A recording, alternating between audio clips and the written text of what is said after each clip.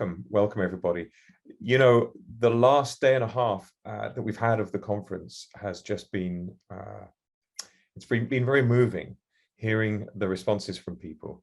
When we set out to host this conference, we wanted very much to create a safe space in which people could dare to explore the principles of creativity, or the principles of what I would call engaged living. And what does it mean to actually choose to live? We have so much focus in our culture on problems and issues we need to resolve, but actually, sometimes it's good to just celebrate life, dance under the moonlight, drink blue cocktails. I have no idea how they make cocktails blue, but they do it somehow. And, you know, enjoy the fact that you're alive, to appreciate. I think the Dalai Lama said a while ago that the solution to happiness is appreciation. And we forget to appreciate what is while we argue about what we would like to be. So hearing the feedback from everybody attending the conference has been so amazing. And I'm so grateful to all of you for participating, especially those of you who risk turning on your cameras. And I've got to tell you, you know, you are so much beautiful than you know. We actually have a genetic predisposition to finding people that look exactly like us not super attractive. It's a way of making sure we mix up the genes. And so when you look at yourself in the mirror, you cannot know how beautiful you are. You just cannot know. You can think it, you can be aware of it, but you can never know how gorgeous you are in the eyes of others. And trust me, you all look gorgeous today. So thank you. We just have two things to share with you for the keynote today. We're about to announce the winner of our Boris Effects prize from our raffle. Thank you so much, Boris, for letting us have this software to give away. So we'll announce that in a moment. And then I'm going to be handing over today to Erin McPherson, who we're super proud to have with us as a speaker. Erin is Chief Content Officer at Verizon. And it's one of those job titles that when you hear it, you feel like, well, yeah, I'm the manager of my content, you know, like what's the big deal? But the scale at which Erin is working is really beyond the pale. And having heard Erin speak before, I can tell you that this is going to be an absolutely phenomenal presentation. Erin's insights into the creative process, teamwork, collaboration, personal development are really, really valuable. So I'm looking forward to handing over the mic to Erin in a moment. Before we get to that, I'd like to announce the winner of our prize. So now, Aidan, I think you have a graphic ready. Let me make sure that, yeah, the screen sharing is working. And if you would like to take the screen, I can't even see where Aidan is. Oh, there he is. Yeah, go for it, Aidan. So the winner of our Boris Effects full suite, this is a one-year license worth just a shimmy under $1,300, is Michael Sodano. And I was very excited to see, congratulations, Michael. If you're, I don't know, is Michael here? Let's see if Michael's in the room. Doesn't look like it. And I was very happy to see, you know, we have this registration form. I was very happy to see that Michael is a video practitioner and hopefully will appreciate and enjoy the use of this software. So congratulations, and thank you everybody for signing up. Right, so without any further ado, let me bring you up here as well, Erin, so everyone can see your beautiful face. There we go. So without further ado, hello, Erin. Hello, Maxim. Hello, everyone. I had the distinct pleasure of participating in this event last year and was hopeful that we would all be together in person this year, but third time's a charm. So I'm looking forward to next year where we'll really be in Iceland. I come to you from the wilds of New York, Long Island, where I'm at a beautiful place in the Hamptons, just relaxing and gorgeous with a dear friend, both wonderful sort of foundations for creativity, I found, being in nature and being with people that I love. And I'm really excited to be talking to you guys today. I have some materials. So without further ado, Maxim, I might just take it away, take it Absolutely. over. The Okay. microphone is yours. Thank All you. right. Go for it. So I guess I'd say this. I am fascinated with this topic, and I'll tell you a little about myself in a second. I like to say, an artist trapped in a lawyer's body. So I'm very fascinated with the creative process and have spent my lifetime pursuing it. And actually, often as a lawyer, I represented creatives. I got as close to the thing itself without actually creating. And I think in this next phase of my career and my life, it's going to be about becoming a creator and embracing creativity. Today, though, I'm going to talk to you about something that's near and dear to my heart and maybe a bit more corporate, but it's largely where in my career I've exercised my creativity. And that is being creative in very uncreative places. So that's what I've decided to talk a bit about. And that is, how do we foster creativity in the face of resistance? Really specifically, I'm going to talk about a product that my team and I are proud to launch this fall at Verizon. And to Maxim's point, when we launch something, we have 140 million accounts in the US. So that's about a third of all US citizens have some form of Verizon connectivity, whether in their homes or on their mobile phones. And so when we launch this, it will be at scale, and it's about 3.5 years in the making. And I'll talk a little bit about it, because I will tell you, even now with us in alpha on the product, we go to beta in September. We have a soft launch in November and a commercial launch in January. Even now, I get resistance almost daily. So I thought this topic, I'm passionate about this topic because I found that I've had to exercise certain skills and qualities when my environment, it says it wants innovation, but it's scared to death of what creativity and innovation bring, right? So without further ado, I'm going to talk a little bit about Plus Play. Well, first I'll talk about myself. So I am the Chief Content Officer, as Maxim said. What does that mean? That means my team and I have about 70 intrepid explorers at Verizon. I like to say we are the internal bushwhackers. We're going through there with a machete and birthing a new line of business at a cellco. And that is essentially turning content into an asset. To date, the company buys content to support our home internet service. So we have Fios TV on the East Coast of the United States. And we also do deals with all of the streamers, Disney Plus, Discovery Plus, Apple, all of the content services over the top. So my team and I run all of those partnerships. And that includes any sports league, any movie studio, any broadcaster, all kinds of creators. But before really this last 5 years that I've been there, Verizon thought of content as a liability. Storytelling and content were necessary to bundle with connectivity to get people to buy connectivity. And what's been really rewarding is being able to redefine that at the company. Say content is an asset, because I'm a true believer that the way we speak about things, the way we language things is actually the way reality is formed. And when I got into Verizon, content was a bad word. It was a cost line that was going to erode margins.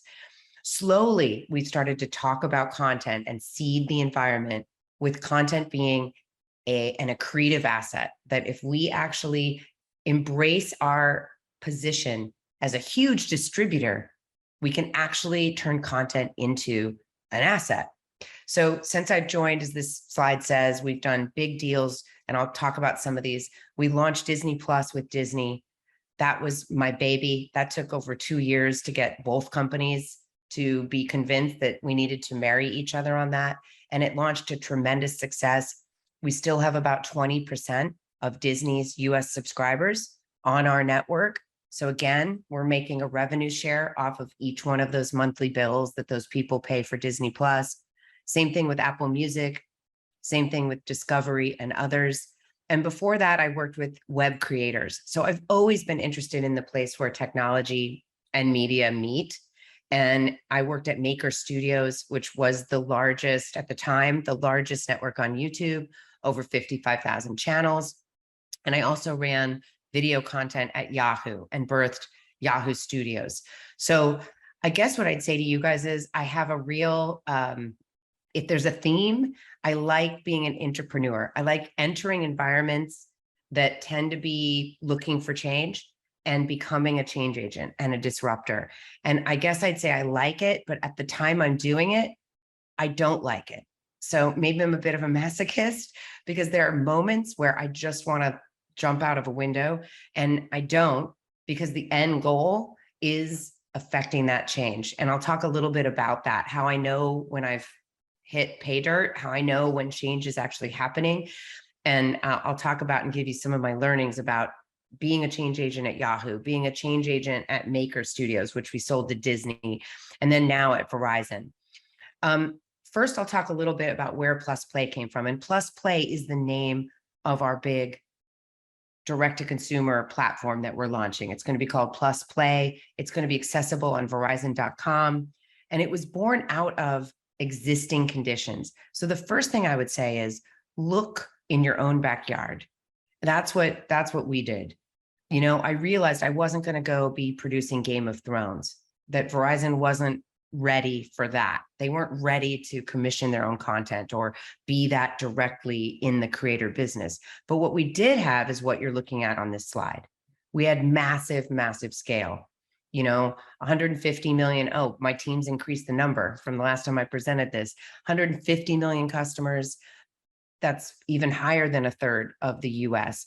And so we've got this massive footprint, and we're reaching people here on this device. That means, you know, more than almost anything, right? This is, to me, one of the most important things in my home. So we've got this, we've got a unique one-to-one connection. We've got it with, you know, 150 million individual customers, 60 million homes. And we've got all the things you see on the bottom of the slide. We reach people in what we call omni-channel presence. So we've got, of course, a lot of TV ads, radio ads. We've got a huge advertising platform. We have a big digital platform. We reach 65 million monthly unique views just on Verizon.com and on the My Verizon app. We've got over 7,500 branded stores in the US. That's a big brick and mortar. We've got all these monthly touch points where we email and SMS text our customers 85 million times. We've got 16,000 people that now all work from home since COVID, providing support to our customers, right? And then we've also got loyalty programs. So we've got this whole array of places where we can touch our customers and reach them. And then we've got a lot of customers. And I think it was out of that that my team and I started thinking, how do we leverage this? And we're not going to get Verizon from here to, you know, commissioning an Oscar-winning film, but we can get them to look at the riches that they have. And I think that would be kind of one of the first things is, what am I missing? What do I already see? Out of that, right, we started to do these partnerships, and I just mentioned a couple of them. Disney, we launched Disney Plus. So we drove 2 out of 3 conversions, we still do, of Disney. We're one of their primary drivers of subscribers. Apple Music, we led them to #1. When they partnered with us first in 2018, they were trailing Spotify. You know, now they're the #1 music service. And we launched Discovery Plus, and that was largely off of what we did with Disney Plus. So we were already becoming known as the telco in the US to launch content services with. And then I thought, okay, we've now crawled. We've gone baby steps. How do we walk? How do we take these successes and build even more on them? And therefore, Plus Play. And this was convincing the company, look at the good job you've done with these marketing partnerships. Why don't we build a marketplace? Why don't we actually build an app store, a business? It'll be our digital storefront. It's our one-stop shop for content and experiences, which will eventually also birth metaverse experiences, AR, VR experiences, pay-per-view experiences, live concerts, other things. But at launch, just SVODs, it will be where all of our customers discover, purchase, and manage SVODs. you buy from us, but you watch anywhere. So that's another tenet of the service. We're not a streaming platform. And I'll talk about that in a second. When I came with this idea to Verizon leadership, I wanted to build a streaming platform. And one of the big learnings I had is that in order to get creativity to flourish in hostile environments, one must be flexible. So you know what? We're not going to be a streaming service. We're just the store. Customers can watch on Apple TV, on Fire Stick, on Roku, wherever they normally watch content, they can watch. We're just going to help you find it and buy it and be your billing partner. We're also going to have managed tools. So we're going to have a calculator that will show customers exactly what they're spending every month on subscription services. And we'll be doing pass-through billing. And that's because certainly our research shows that consumers don't like to see a whole lot added into their wireless bill or their home internet bill. They want that to be clean. So we're working more on keeping those things separate. You know, here's your connectivity bill, and then we'll provide pass-through billing for the content. And then this, of course, will be where we have offers, free trials. And what's really exciting to me is that this industry is in so much, let's say, change and turmoil, that we have opportunity to try new things, new bundles, new pricing schemes. My dream is to be able to be consumer centric and actually allow people to go in and out of Netflix, of HBO, of Disney as much as they want to. Not rebundling cable, but doing so in a consumer friendly way. And I'm sure, as some of you know, with the recent headwinds, you know, that we're seeing streamers hit, Verizon as a big distributor will have the opportunity, I think, and the leverage to negotiate new terms. And that's what's really fun, is when you can start to create new industry practices, especially as the world shifts from linear cable into streaming, which of course we're already almost there, except for sports. So this is very wordy, and I don't want to have to go, I don't think for this conversation, I'd rather not go this deep. But what I'll tell you is, again, it was not only born out of what we already do well, it was born out of friction. And I think you often hear technologists say this when asked about where they came up with the ideas for their products. They're often born out of friction. And so if you see these pain points on the left, that's another part of the Plus Play ideation. Is my team and I said, where are people in pain? They're having friction on all of their SVODs. At least in the US, the average household now has more than 8 subscriptions, and they don't know where they are. Some are on iTunes, some are billed direct, some are on Amazon. So we're developing a tool to address that pain point. People also don't like having a separate bill. So we're going to have one form of payment, and our tools are going to show you one monthly amount that you're spending prorated for when your subscriptions run out. People don't know what to watch, and they don't know where to find it. Where can I find Friends now that it's off HBO, or it's back on HBO? I'm not sure. Where can I find The Simpsons, et cetera? And then, of course, the pain points for the industry. They're having to spend more and more to get customers. They can't keep customers. People are signing on, binge viewing, signing off. It's kind of a mess. So how can we help problem solve, not just for people and consumers, but for the people making the content, for the companies that are programming the content? We can help solve their high cost of acquisition because we show them directly to our customers, and we can keep customers because we can make special offers. We can help them save customers, and hopefully we can offer new bundles where customers are less likely to churn out because they won't be forum shopping as much. So again, we look not only to what do we do really well, what's like our sweet spot, but where are people in pain? Where are consumers complaining? And how can we solve for that friction?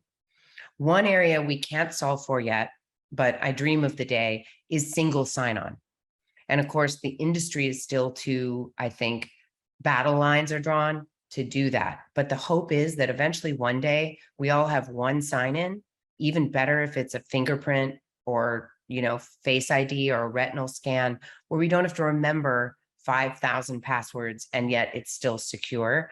And we're working on that. We've actually had really productive talks with the major SVODs in the US and globally about doing that, because they're recognizing the harder they make it for people to use these services and the more balkanized, the less people are going to stay. So I've talked about some of the takeaways, but here's kind of a recap of everything I've learned during the ideation, strategy, and the sell through of Plus Play. First off, I tend to give my all to my team and the initiative. And it was a huge lesson for me that I have to put my own oxygen mask on before helping others. It's like the airline safety speech.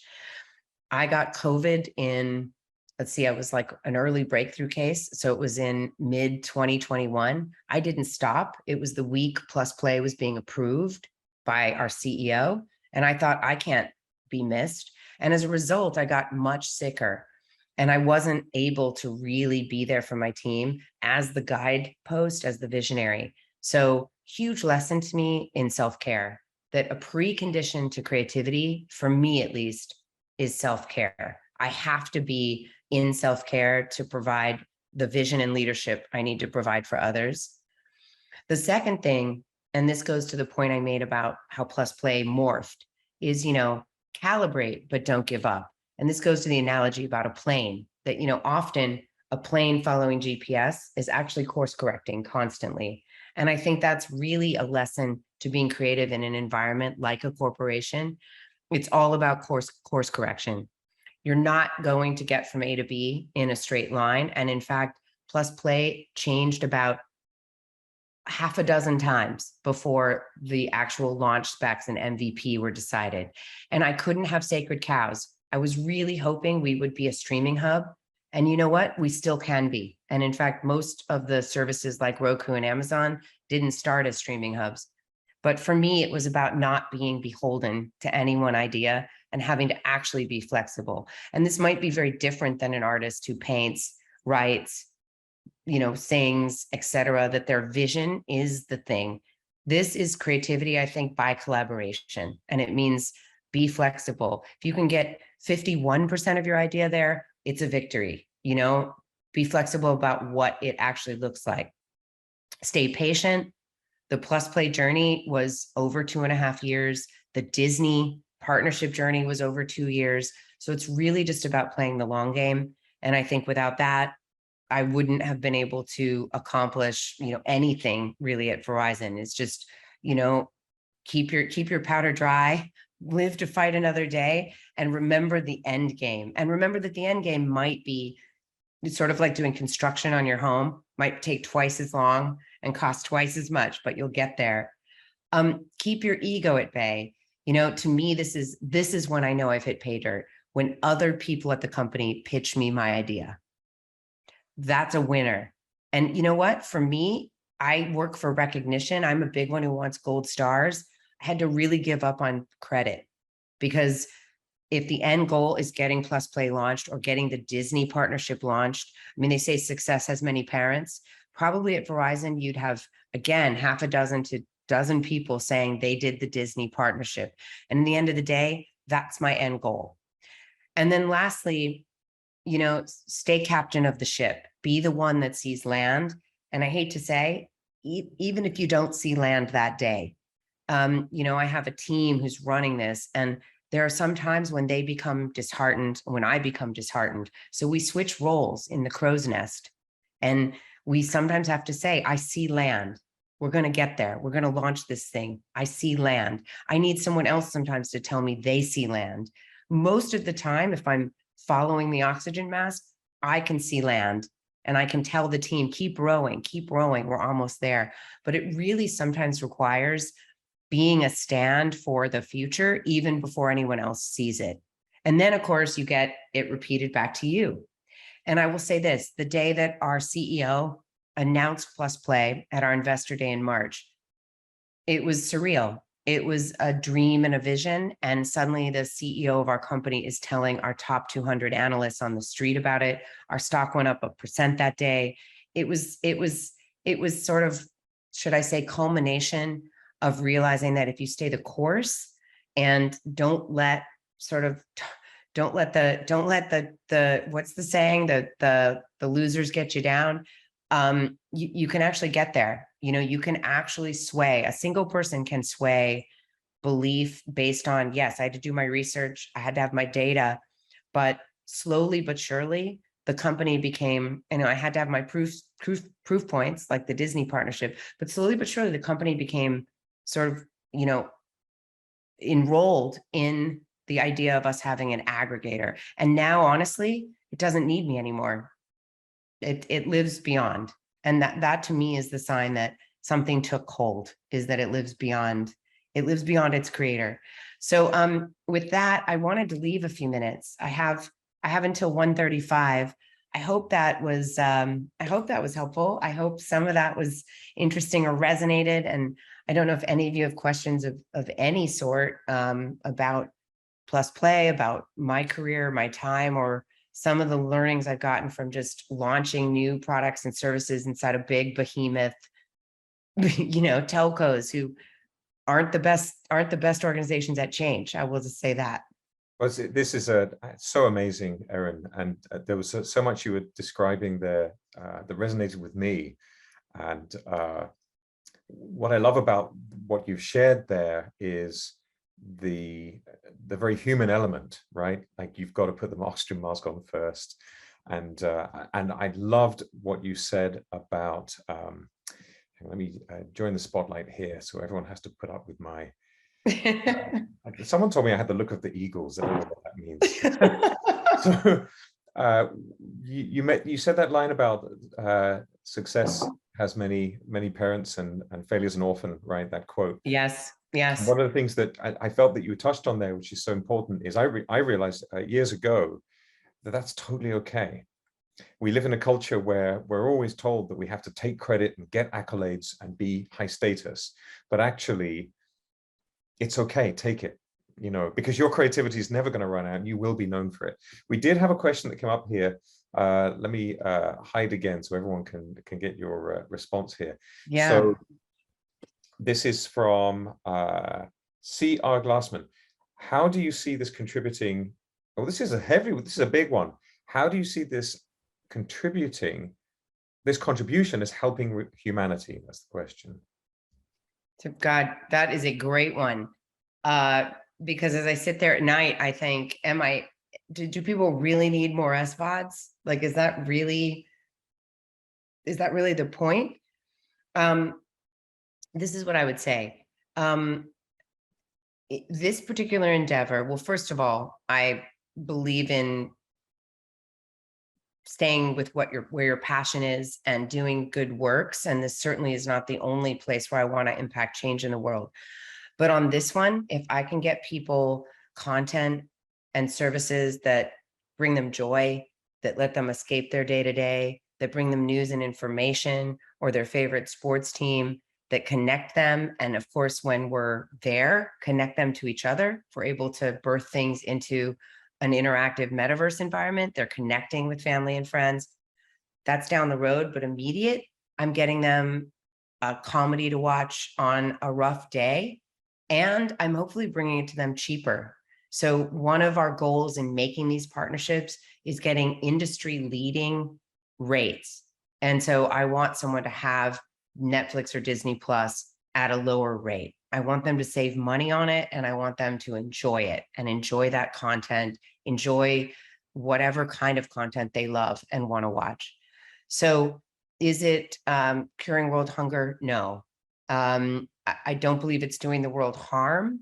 And I actually think that Verizon, since this marketplace is just the beginning, so the content piece is just the beginning of Verizon's aspirations in direct to consumer.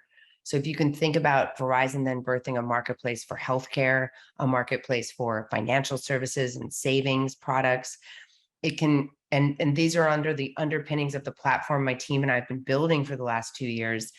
We've, walked through all the paces on the legalities and the infrastructure. Then we could see your telco maybe being able to bring you services that are much more integral to your life in finance and health, et cetera. So I look at myself as being a part of that story, being a part of the story of enabling consumers to get things from more places. More competition here is better. I mean, honestly, TBD on what happens with Apple. They're a massive partner of ours, but I believe the more sources that a consumer can buy something, the better. Fantastic, thank you. Now, we did have a couple more questions, but I'm conscious that before we started, you had an important call. I got 3 minutes. And I'll try to be Great. more short-winded on the answer. Oh, no. Okay, so there's Yeah. there's an inquiry from George that I think George emailed me that question. It's about checking out specific piece of content and getting mentors and mentees. But there's kind of connected things here. C. Glassman, C already asked a question there, so let me find The another electromagnetic field, is that what we're looking at? No, I was looking at finding new talent, hiring people, how you pay new talent. How do you find new talent as an organization, or do you? Is that your focus? Well, I do have a group that looks at talent in the AR VR space and looks at new creators who are doing things with 5G. So they're looking at talent, creative talent. Otherwise, my team is just licensing from the big studios and broadcast networks. So they're creating the content or the creative product, and we're the distributor. So I'm not generally finding talent unless it's in this very niche area where we're working with AR, VR creators. Right. And so I guess one last quick question from me, and is, if you were to give one piece of advice to somebody who is setting out to do the type of work that you're doing, leading teams, driving change, what do you wish someone had told you when you embarked on that journey yourself? I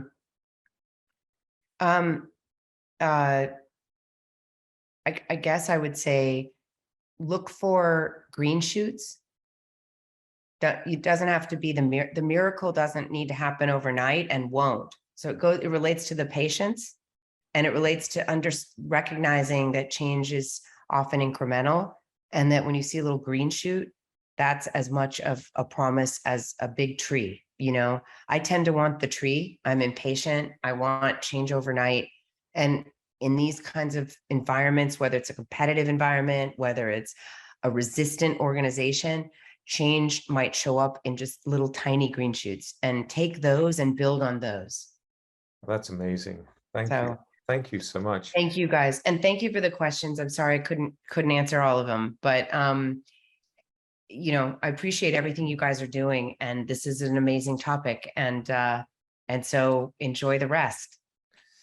Well, so if you can see, Erin, I don't know if you've got your view set to gallery view, but everyone, please, a virtual round of applause, and thank you for Erin's presentation. That was phenomenal. And thank you so much for joining us, Erin. Everyone, I have a couple more announcements to make, so please stay on. And Erin, I will see you at the next one. Thank you. In Iceland. Yeah, I hope to see you all in person, and look forward to a lively conversation and mixing it up. How do we take this and then go change the world in other ways? Yes. I'm all about it. This is just one example. So enjoy everybody. Look forward to seeing you in person. Thank you. Thank you. Bye. Bye. Well, that was amazing. And I apologize. There were a bunch of questions there that we didn't get to, and but I know it would be inappropriate to mention, but when Erin told me before the presentation who she had a call with, I felt like, oh, okay, yeah, all right, you can take that call. But I have two things to share with you before we move on. I hope you all enjoyed that. The insights. Someone in Erin's position, the weight of responsibility means there's just so little margin for error. And I love that what she was sharing was really about the human interaction element, right? How she engages with teams, having patience, being focused, and accepting that you're constantly making course adjustments. As we've heard so many times, I think, in presentations from speakers, the creative process is an iterative one. It's not this thing where you're at school and you do a painting and the teacher says, well done. You do one of the paintings in a series as you develop and a deeper understanding of what it is that you're trying to communicate and how you can communicate that via your medium. And that applies within developing teams just as much as it applies in choreographing a dance or writing a poem. All that remains now is to give a kind of telepathic thanks. Stanislavski, the famous theater director, used to say that you should always communicate when you are speaking to somebody by projecting prana rays, prana energy at the other person. And then the person receives the prana rays, and that's how the energetic part of communication happens. So we can all send prana rays of thanks to Erin, who's somewhere in the Hamptons, to thank her for presenting these ideas to us. It really is a high-level insight that she shares. And the next thing that we've got coming up is just a phenomenal set of talks. I was just looking over the schedule for this afternoon. We have Nando Reynolds, who's going to be talking about self-compassion and creativity, which is so crucial. We have Michael Bernier with his Think Outside presentation. Michael is a phenomenal designer and landscape designer who's just been working on a book and has a fantastic perspective on human environments. Billy Kahn, who I don't think we have enough words to describe how phenomenal Billy is. I think I would say Billy is a change maker and changes people that she engages with. So have that opportunity. We also have Gordon Scott, who's presenting shamanic creativity. Shamanic iconography and ideas are at the root of most global religions and theistic beliefs, and it's phenomenal to see the manifestation of that in creative works. And we have a music panel. Amazing. How are you going to choose? We've got Alberto Moreno, amazing, Sammy Torba, who's Vinci, metaverse pop star, John Thomas Dodson, amazing composer, Jalen James Acosta, phenomenal. You have a panel going on there where you can see people debating about creativity and self-expression with music. So good luck with that one. But I would like to remind you that we have all of the sessions are being recorded, bar one. They're all being recorded and will be available as replays. Anyone who's been looking at the schedule today will see that the sessions are already beginning to be populated with replays, thanks to the hard work of Aidan Rhodes, been saving the day in lots of ways in the background. So quick salute to you, Aidan. And I think just have an absolutely, oh, that's funny, Karina, yeah. Have an absolutely fantastic afternoon. As ever, if you get stuck with anything, just reach out. We're right here, social@creativityconference.is. You can email, we're checking the inbox all day. Hope you have a wonderful time, and I hope I will see you all at 7 p.m. Eastern time for our social, and I look forward to hearing your feedback about the day. So that's it. Have a wonderful afternoon.